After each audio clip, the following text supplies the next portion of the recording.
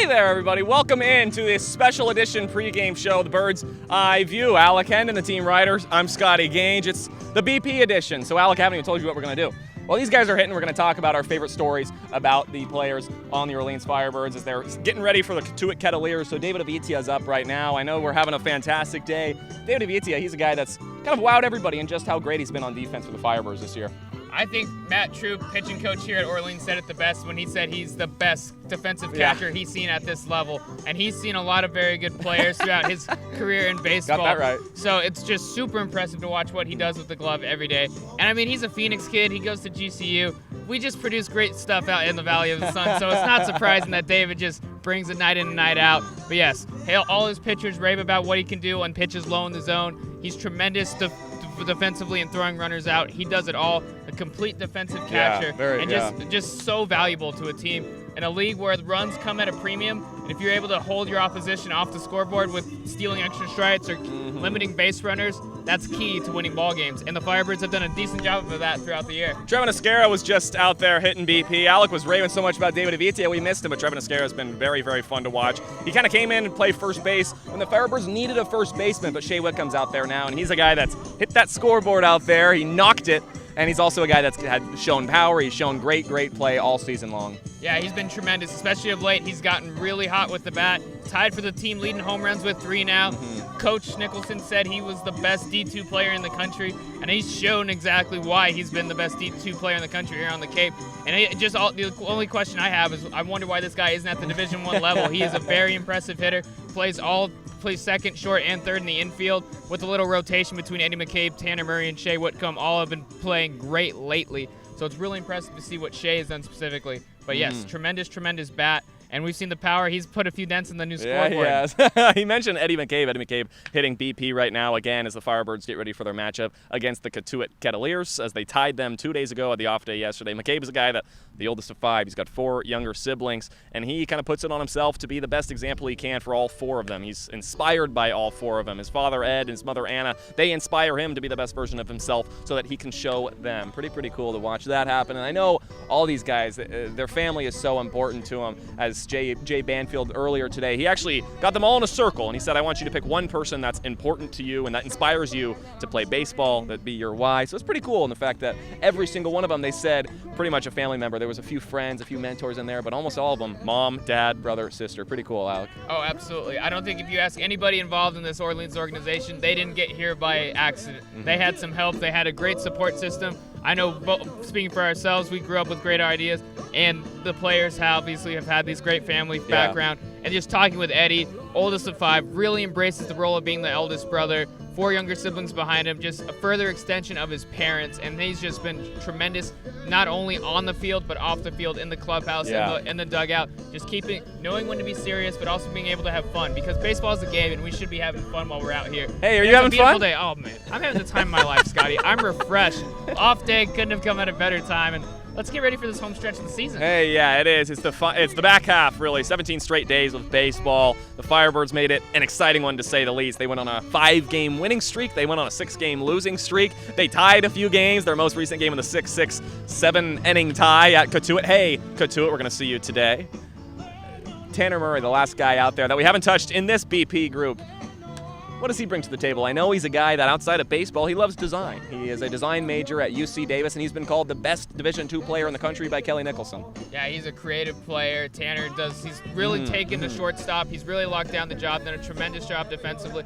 The bat's kind of gone up and down. Early in the season, he swung it well, hit a little bit of a funk as the pitchers made a bit of an adjustment to him, but he's come back in spades. Just a really invaluable aspect for this Firebirds team. Yeah. Getting an everyday shortstop, coming from a good program at UC Davis, just a tremendous overall player. And Tanner, I know you did a wonderful Bird Bites with him. Great segment. You guys always have good conversation. The food was wonderful. The food is wonderful. Tanner was wonderful. The conversation is always wonderful with Scotty Gage. Hey, pretty cool today.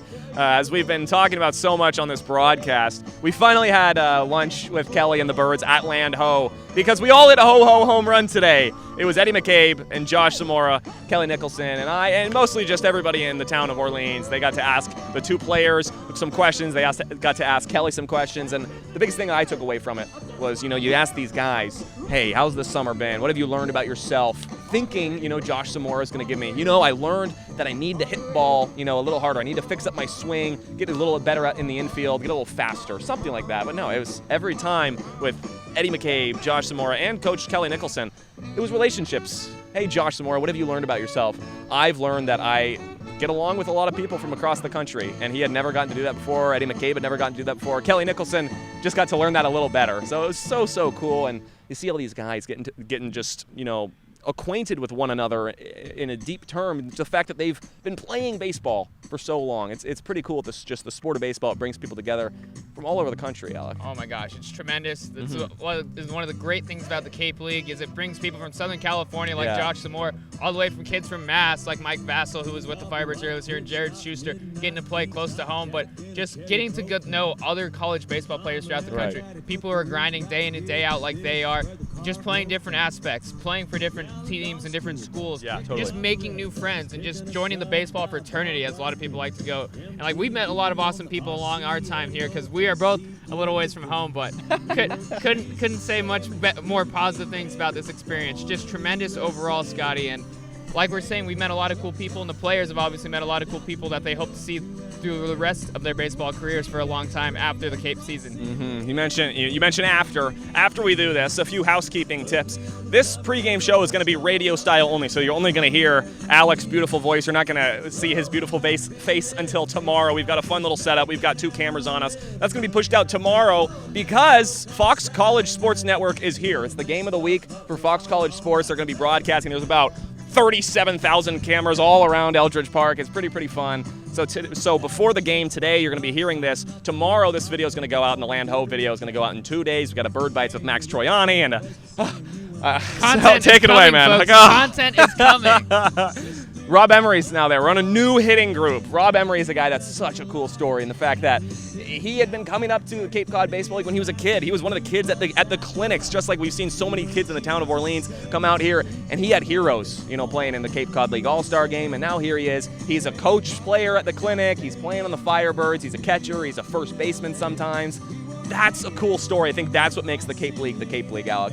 Oh, it's the stories, it's the small towns, it's everybody connecting and getting to know each other on a first-name basis.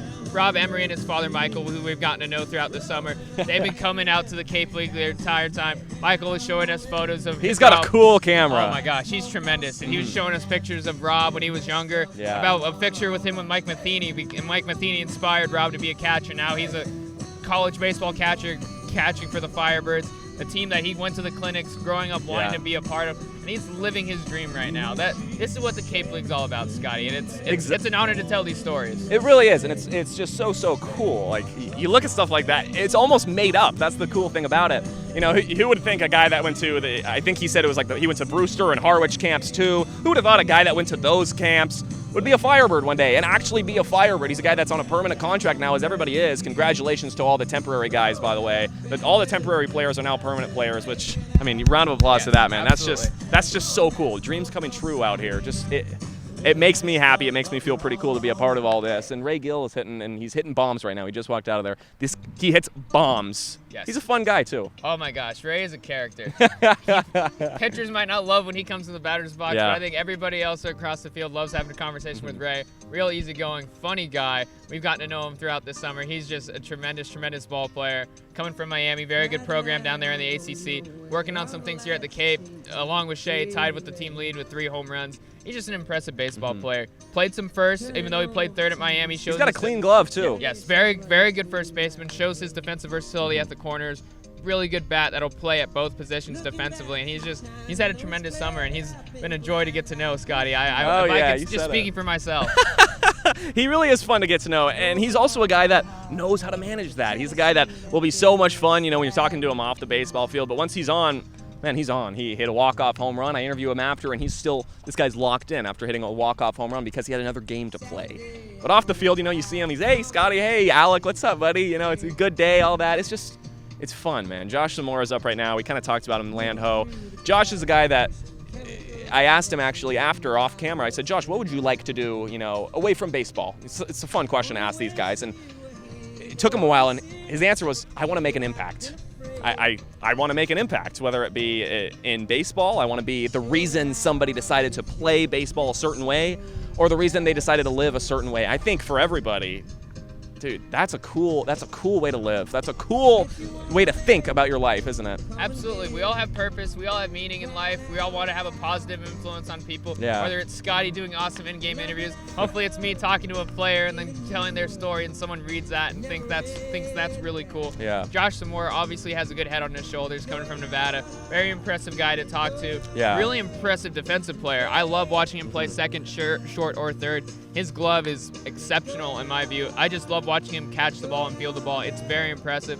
But for him to have that thought process to know, like, hey, it's more than just this game of baseball, that's really, really cool. And it shows that even at a young age, he understands what his impact can do and the platform that he has here as a Orleans Firebird. Mm-hmm. You know, it's just so cool. You get to learn the individuals of this team, and something that you don't really get to learn in really covering any other team, unlike the Cape, because you're with these guys every day. These guys are all with each other every day, so they get to create a cool bond. It's very, very, very, very interesting and very fun.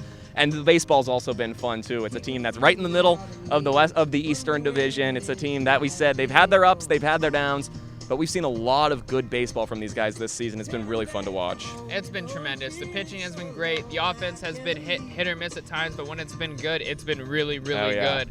And the defense has been tremendous at all. I mean, Kelly Nicholson, last season obviously was disappointing for Orleans. They missed out in the playoffs for the first time in many, many years. Mm-hmm. And you just had a feeling, talking to some people around this organization last season, they said Kelly was not going to let this happen again. And he is showing that so far this season. Yeah. The team has just played tremendous, tremendous baseball. And they're just a joy to cover, as Kelly going to drive right by us here on this golf cart. There he is. I love it. He's all around the diamond there at BP, talking to all his players, just really forms great relationships. After getting his 350th victory the other day, I talked to him. I didn't even have to ask him a single question about that game. I just had to ask him about what he had gone through these last 19 years. Yeah. And more than just wins and losses, which he's obviously done a lot of winning, it's the relationships he's formed, it's the people he's met, and the lives he's touched and impacted. It's the theme. It's the theme around this organization. And it's a joy to be a part of it, Scotty, day in and day out. It really is, and we're going to take a short break here. And for those on our YouTube channel watching this the next day, take a look at our post-game interview with Kelly Nicholson as he reflected on his 350 wins and, most of all, his time in Orleans. Thomas, thank you. Coach, 350 wins. Congratulations. How does it feel right now for you? Well, hey, it just feels good to get a win. And I was completely unaware of it until you guys made me aware of it, to be honest. Hey, Whitey's good. They've had our number this summer. It was a divisional swing as far as points. So our guys played really well, man. Guys played really well. I don't think anybody expected 15-3, and I thought we were going to have to score some runs tonight to win. But super proud of our guys, man, the way they swung the bats, and some guys threw the ball well tonight. It was nice to see Reed McLaughlin's debut. He did a nice job, and so yeah, it's just good to it's always good to get a win on the Cape. It's hard to win games, man. People don't understand how difficult it is to win games on the Cape. So just extremely proud of our guys. It was an incredible game tonight by the Firebirds, but this accomplishment is out of words. 350 regular season wins through 19 years as a coach here, 15 years as a manager. And afterwards, all the players and coaches shook your hand and congratulated you. How special was that for you? That means a lot.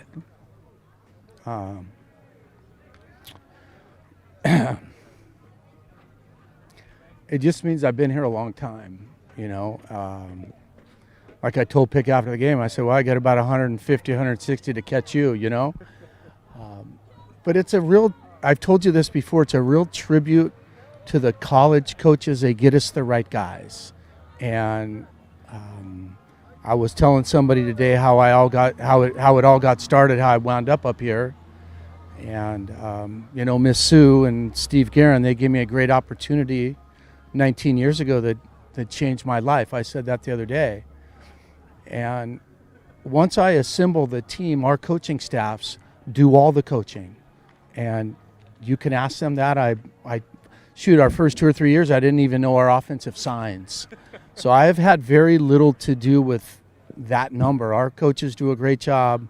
We've had very good players here the past 19 years. We have high character kids, and I'm just really humbled to be a part of it. As you are a humbling person, and you're a guy that would never speak up too much. 350 wins is just absolutely incredible. But I know away from the wins, it's been much more important for you to make a difference in these guys' lives. You've done it this summer and 18 summers before. For you, how cool is that? And getting a number to kind of represent that today. Well, you try to impact lives. I think that's what we want to try to do on a daily basis, as whether or not I'm teaching at Loyola High School or we're coaching baseball in the Cape. You're just teaching life through baseball and teaching life through, in my case, mathematics. And you wanted to try to develop good young men. And we have good young men already, or they wouldn't be in Orleans. And then you just try to hone them a little bit. And like I tell them, nobody's any smarter than anybody. I'm just 40 years older than you guys, so maybe I can help you through this Cape League journey and through life a little bit while you're up here. But so yeah, that's what we're trying to do. We're trying to lead, and I tell them, make an impact on somebody every night, whether it's a fan or you're playing for your mom or you're playing for a little kid in the stands. Make an impact. Through 350 wins, Coach, what's the biggest thing you've taken up in the 19 years here? Well, for me, it's always been about people and the relationships, and Miss Sue and the friends I've made, the people I've met, the relationships I've formed. Those are going to last. I'm going to remember that way after the number of wins and losses and stuff. It's the friendships that I've developed that mean the very, very most to me. Some of my very best friends are my best friends because of Orleans and because of the Cape Cod League. Well, congratulations to you, Coach. Thank you. 350 wins. Really, congratulations. Guys, we'll send it back to you, Coach Kelly Nicholson. Congratulations. You are officially the Birds baller of the game, Coach. Hey, that's just so cool. We just watched the Kelly Nicholson post-game interview after 350 wins. And welcome back in the Bird's Eye View. This guy's Thomas Zinzarella.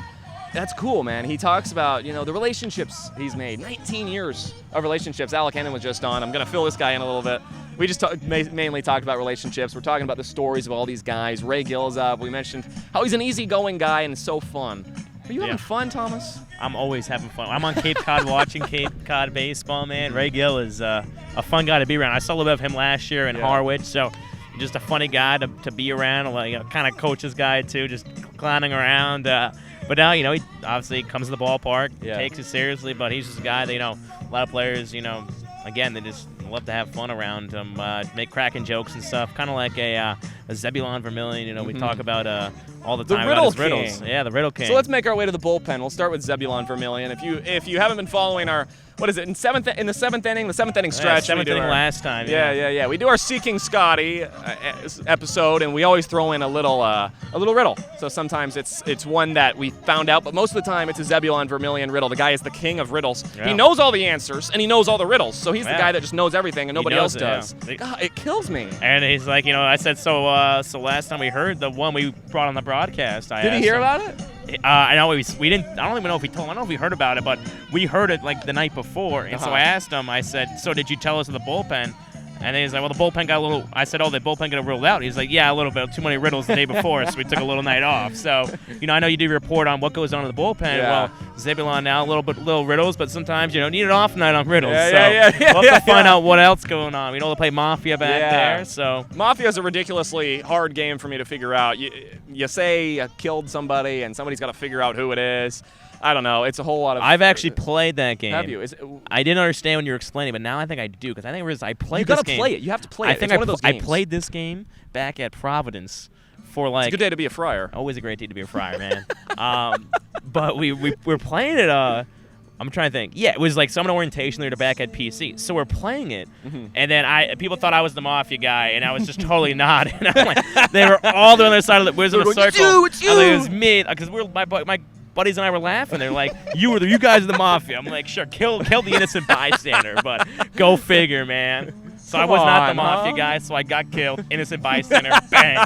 Bang, bang. Bang! It was Connor Pellerin was actually the guy that told me originally how they played Mafia. He described it to me. He did a good job. He did. He did a fine job. But I at the end of it, it took him about 10 minutes, and he goes, "So you get it?" I go, "Yep." Yeah, sounds good. Yeah, I'm like, "I got it." And he's like, "All right, yeah." Rolling it. Yeah, and I'm walking away. He's like, "Yeah, well, you got to play it." I'm like, "Yeah." You know, we just gotta go back there in the middle of the game. Just sit behind them, just observe. Yeah, and I know. Jump in on Mafia. What's the rule there? Can I go sit in there? There's people on the grandstand usually, out there, the Charlie Moore grandstand. Like, So you might be able to wheel your way in there, So I'm observing, Yeah. So let's stay in the bull.